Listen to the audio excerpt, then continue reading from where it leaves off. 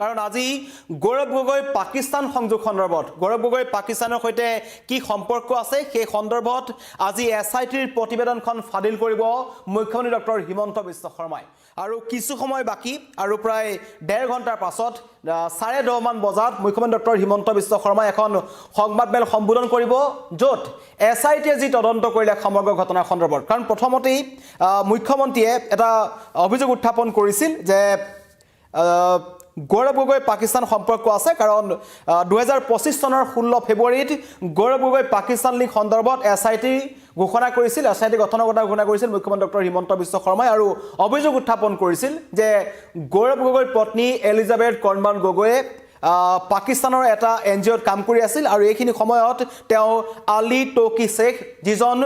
বহুতো ভাৰত বিৰোধী কাৰ্যকলাপত জড়িত আছিল তেখেতৰ এনজিঅ'ত তেওঁ কাম কৰিছিল আৰু সেই সূত্ৰে গৌৰৱ গগৈ পাকিস্তানলৈ কেইবাবাৰো গৈছিল তাত পাকিস্তানৰ একাংশ সেনা বিষয়াকে ধৰি বিভিন্ন ধৰণৰ লোকক গৌৰৱ গগৈ লগ ধৰিছিল আৰু এইখিনি সময়ত বহু বিস্ফোৰক তথ্য বা দেশৰ প্ৰতিৰক্ষাৰ প্ৰতি ভাবুকি অহা বহু তথ্য গৌৰৱ গগৈৰ পৰা পাকিস্তানে পোৱা বুলি মুখ্যমন্ত্ৰীয়ে অভিযোগ উত্থাপন কৰিছিল আৰু তাৰ পাছতে চৌদিশে এক হাহাকাৰ লাগিছিল বিশেষকৈ আমাৰ ৰাজ্যত কাৰণ ছেপ্টেম্বৰটো 10 ছেপ্টেম্বৰত মুখ্যমন্ত্ৰীয়ে 10 ছেপ্টেম্বৰত এছআইটিয়ে মুখ্যমন্ত্ৰীক দাখিল কৰিছিল তদন্তৰ প্ৰতিবেদন আৰু 424 পৃষ্ঠাজোৰা প্ৰতিবেদনত দাখিল কৰিছিল এছআইটিয়ে য'ত তদন্তৰ প্ৰতিবেদনৰ এছআইটি যিখন প্ৰতিবেদন আছে পৃষ্ঠাই পৃষ্ঠাই গৌৰৱ গগৈ আৰু এলিজাবেথ কৰ্ণবাল গগৈ পাকিস্তান ভ্ৰমণৰ বহু তথ্য আছে বুলি কোৱা হৈছে কাক লগ কৰিছিল কাক সাক্ষাৎ কৰিছিল সেই সকলো কথা উল্লেখ আছে 2013 চনত গৌৰৱ আৰু এলিজাবেথে বিবাহৰ পূৰ্বে দুবাৰকৈ পাকিস্তানলৈ যোৱাৰ কথাও এখন প্ৰতিবেদনত উল্লেখ কৰা আছে কেনেকৈ গৈছিল কি কাৰণত গৈছিল সেইবোৰ সকলো আজি স্পষ্ট কৰিব মুখ্যমন্ত্ৰী ডক্টৰ হিমন্ত বিশ্ব শৰ্মাই আৰু ৰাজ্যবাসীও জানিব বিচাৰে কাৰণ এটা বহু দিন হ'ল যেটো মুখ্যমন্ত্ৰী অভিযোগ উত্থাপন কৰিছিল ছেপ্টেম্বৰত তেওঁলোকে সকলো সদৰি কৰিম বুলি কৈছিল কিন্তু ছেপ্টেম্বৰৰ পৰা এতিয়া ফেব্ৰুৱাৰী পালে আৰু আজি মুখ্যমন্ত্ৰীয়ে কৈছে যে প্ৰতিবেদনত কি আছে সেই কথা ৰাজহুৱা কৰিব আৰু এখন এছআইটিয়ে কৰিছে কাৰণ ইয়াৰ পৰৱৰ্তী পৰ্যায়ত এই সমগ্ৰ গোচৰটো কেন্দ্ৰৰ কিছুমান তদন্তকাৰী সংস্থা যেনেকৈ এনআইএ বা তেনেকুৱা ধৰণৰ কোনোবা সংস্থাই পৰৱৰ্তী তদন্ত কৰিব আৰু তেওঁ লগতে কৈছে যে অসম আৰক্ষীয়ে গোচৰটোৰ গভীৰলৈ গৈ তদন্ত কৰিছে আৰু খুব ভাল তদন্ত কৰিছে বহু তথ্য পোৱা গৈছে কাৰণ এছআইটিয়ে কেইবাবাৰো এলিজাবেথ কৰ্ণবাল গগৈক তেওঁলোকে সোধা পোছা কৰিছিল এছআইটিৰ ফালৰ পৰা 14 বাৰকৈ পাকিস্তানলৈ গৈছিল গৌৰৱ গগৈৰ পত্নী এলিজাবেথ কৰ্ণবাল গগৈ আৰু এছআইটিৰ তদন্তৰ প্ৰতিবেদনত লিপিবদ্ধ আছে এলিজাবেথ গগৈৰ স্বীকাৰোক্তি এটা প্ৰথম প্ৰশ্নটো হৈছে যে চিৰবৈৰী পাকিস্তানলৈ গৌৰৱ গগৈ কি কাৰণত গৈছিল সেয়া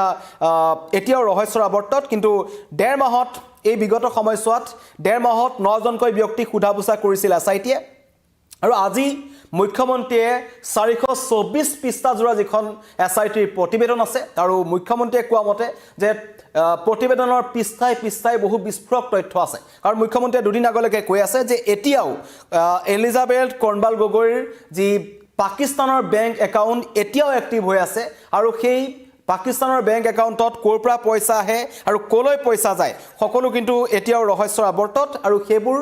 একাউণ্টৰ কপিখন নিজেই এলিজাবেথ কৰ্ণবাল গগৈক দিবলৈ মুখ্যমন্ত্ৰী ডক্টৰ হিমন্ত বিশ্ব শৰ্মাই আহ্বান জনাইছিল যাতে তেওঁলোকে নিজেই এই সমগ্ৰ প্ৰক্ৰিয়াটোত সহযোগ কৰে কিন্তু মুখ্যমন্ত্ৰীয়ে কৈছিল যেতিয়া ৰাজ্যবাসীয়ে গম পাব যে গৌৰৱ গগৈ পাকিস্তান লিংকটো কেনেকুৱা বা কি কাৰণত পাকিস্তানলৈ গৈছিল তেতিয়া কিন্তু সকলোৰে চকু কপালত উঠিব এই কথা মুখ্যমন্ত্ৰীয়ে কৈছিল আৰু আজি 10:30 বজালৈ সমগ্ৰ ৰাজ্যবাসীয়ে অপেক্ষা কৰি আছে কাৰণ আজি মুখ্যমন্ত্ৰীয়ে এছআইটিৰ প্ৰতিবেদনখন ফাদিল কৰিব আৰু তাত কিনো আছে আমি জানিব পাৰিম কি কাৰণত গৈছিল 14 বাৰকৈ এলিজাবেথ কৰ্ণবাল গগৈয়ে পাকিস্তান ভ্ৰমণ কৰিছে বুলি কোৱা হৈছে লগতে 2013 চনত দুবাৰ গৌৰৱ গগৈ নিজেও পাকিস্তানলৈ গৈছিল আৰু কোন সেনা বিষয়াক তেওঁ লগ কৰিছিল বা পাকিস্তানৰ চৰকাৰৰ কোন লোকক তেওঁ লগ কৰিছিল কি কথা পাতিছিল আৰু ভাৰতৰ প্ৰতিৰক্ষাজনিত কিবা কথা বা প্ৰতিৰক্ষালৈ ভাবুকি আহিব পৰা কিবা কথা গৌৰৱ গগৈৰ পৰা পাকিস্তানে লাভ কৰিছে নেকি তাৰ ওপৰতো কিন্তু এছআইটিৰ তদন্তত তেওঁলোকে তদন্ত কৰিছে বা পৰৱৰ্তী সময়ত যি সংস্থাসমূহে তদন্ত কৰিব এনআইএ হওক বা অন্য যিবোৰ হ'ব তেওঁলোকেও কিন্তু সেই ক্ষেত্ৰটোত চালি জাৰি চাব কাৰণ দেশৰ নিৰাপত্তাৰ কথা এটা আছে যে দেশৰ নিৰাপত্তাৰ প্ৰতি ভাবুকি আহিব পৰা কোনো ধৰণৰ ক্ষেত্ৰত আপোচ কৰা নহ'ব বুলি মুখ্যমন্ত্ৰীয়ে ঘোষণা কৰিছিল কিন্তু তাৰ পাছতেই আজি এই তদন্তৰ প্ৰতিবেদনখন ফাদিল কৰিব মুখ্যমন্ত্ৰীৰ মন্তব্য আহিছে মই শুনাই ল'ব বিচাৰিছোঁ আলী টকিৰ শেখ and others তেওঁলোকৰ ভাৰত বিৰোধী ঘটনাৱলীৰ সম্পৰ্কত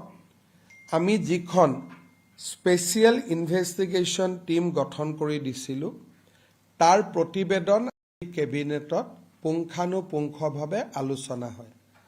আলোচনাৰ অন্তত গোটেই বিষয়বস্তুৰ গভীৰতালৈকে লক্ষ্য কৰি গৃহ মন্ত্ৰালয়লৈকে এই গোচৰটো হস্তান্তৰ কৰাৰ সিদ্ধান্ত লোৱা হয় আৰু গৃহ মন্ত্ৰালয়ে তেওঁলোকৰ এটা ইনভেষ্টিগেটিং এজেন্সি NIA হওক বা আন ইনভেষ্টিগেটিং এজেন্সি দি ইয়াৰ পৰৱৰ্তী তদন্ত কৰক তাৰ বাবে ৰাজ্যৰ কেবিনেটে সিদ্ধান্ত গ্ৰহণ কৰে বেসিক্যালি SIT আৰু ইয়াৰ লগত সংলগ্ন পঞ্জীভুক্ত গোচৰ দুইটাই আমি ভাৰত চৰকাৰৰ গৃহ মন্ত্ৰালয়লৈ হস্তান্তৰ কৰাৰ বাবে কেবিনেটে সিদ্ধান্ত গ্ৰহণ কৰে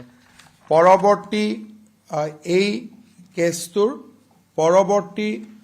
যি তদন্ত সেয়া ভাৰত চৰকাৰৰ পৰ্যায়ত আৰম্ভ হ'ব বুলি কেবিনেটে বিশ্বাস কৰে কেবিনেটে যিখিনি তথ্য গোপনীয় নহয় কেবিনেটে সেই তথ্যখিনিক লৈ এখন সাংবাদিক মেল অনুষ্ঠিত কৰি সংবাদ মাধ্যমক এই গোটেই ইনকুৱাৰী বা ইনভেষ্টিগেশ্যনৰ ওপৰত সদৰি কৰিবলৈ মুখ্যমন্ত্ৰীক অধিকাৰ প্ৰদান কৰে 10:30 বজাত আমি আপোনালোকক নিমন্ত্ৰণ জনাম আৰু প্ৰায় 1.5-2 ঘণ্টা সময় লাগিব কাৰণ ৰাষ্ট্ৰীয় সংবাদ মাধ্যমো আহিব ইংৰাজী অসমীয়া দুইটাতে ক'ব লাগিব 10:30 বজাত আপোনালোক আমি নিমন্ত্ৰণ কৰিছোঁ এই বিষয়ে আমি আপোনালোকৰ লগত কথা পাতিম খালি আজি কেবিনেটৰ যেটো সিদ্ধান্ত যে cash has been transferred to Ministry of Home Affairs for further inquiry and investigation অত্যন্ত গুৰুত্বপূৰ্ণ সংবাদমেল মুখ্যমন্ত্ৰীয়ে সম্বোধন কৰিব 10:30 বজাত সময় দিয়া হৈছে আৰু তাৰ পাছতেই কেন্দ্ৰীয় গৃহ মন্ত্ৰালয়লৈ এই সমগ্ৰ যি ঘটনা আছে বা সংযোগৰ যেটো গোচৰ আছে পাকিস্তান সংযোগৰ যেটো গোচৰ হেতু হস্তান্তৰ কৰা হ'ব পৰৱৰ্তী সময়ত NIA বা অন্য ধৰণৰ কোনোবা তদন্তকাৰী সংস্থাই সমগ্ৰ ঘটনাটো তদন্ত কৰিব কিন্তু আটাইকৈ অসমবাসী ৰাইজে জানিব বিচাৰিছে যে বিয়াৰ পূৰ্বে 2013 চনত গৌৰৱ গগৈয়ে দুবাৰকৈ কিন্তু পাকিস্তান তেওঁ ভ্ৰমণ কৰিছিল সেই সময়ছোৱাত কি কাৰণে গৈছিল বা কাক কাক টক কৰিছিল সেই কথা ৰাজহুৱা হ'ব লাগে আৰু সেই কথাকে আজি মুখ্যমন্ত্ৰীয়ে ৰাজহুৱা কৰিব বুলি মুখ্যমন্ত্ৰীয়ে অসমবাসী ৰাইজক কৈছে আৰু সকলোৱে কাৰণে ৰখি আছে আৰু আজি এই যিখন সংবাদমেল আছে সেই সংবাদমেলখনত ৰাষ্ট্ৰীয় সংবাদ মাধ্যমৰ প্ৰতিনিধি অংশগ্ৰহণ কৰিব কাৰণ এইটো এটা সমগ্ৰ দেশৰ গোচৰ গৌৰৱ গগৈৰ ওপৰত সকলোৰে চকু আছে সমগ্ৰ দেশবাসীয়ে জানিব বিচাৰে যে পাকিস্তান যদি সংযোগ আছে কেনেকৈ সেই সংযোগ হৈছিল কাৰ কাৰণে হৈছিল আৰু তাত কি কি কাম কৰিছিল এইকেইটা অত্যন্ত গুৰুত্বপূৰ্ণ হ'ব আৰু লগতে এই যি গৌৰৱ গগৈ যি পত্নী আছে এলিজাবেথ কৰ্ণৱাল গগৈ তেওঁ আলী টকি শেখ যিজনে বহুতো কিন্তু ভাৰত বিৰোধী কাৰ্যকলাপত জড়িত হৈ আছে ভাৰত বিৰোধী কাম কৰা সংগঠনসমূহ তেওঁৰ ফালৰ পৰা ফান্ডিং হয় সেই তেওঁৰ যি NGO আছে তাত কিন্তু এলিজাবেথ কৰ্ণৱাল গগৈ কাম কৰিছিল আৰু সেই টকা তেওঁৰ একাউণ্টলৈ আহিছে বুলি ইতিমধ্যে এতিয়াও কিন্তু গৌৰৱ হিমন্ত বিশ্ব শৰ্মাই অভিযোগ উত্থাপন কৰি আহিছে এইটো কথাও কৈছে দুদিন আগলৈকে যে এতিয়াও গৌৰৱ গগৈৰ পত্নীৰ পাকিস্তানৰ বেংক একাউণ্ট সক্ৰিয় হৈ আছে তাত এতিয়াও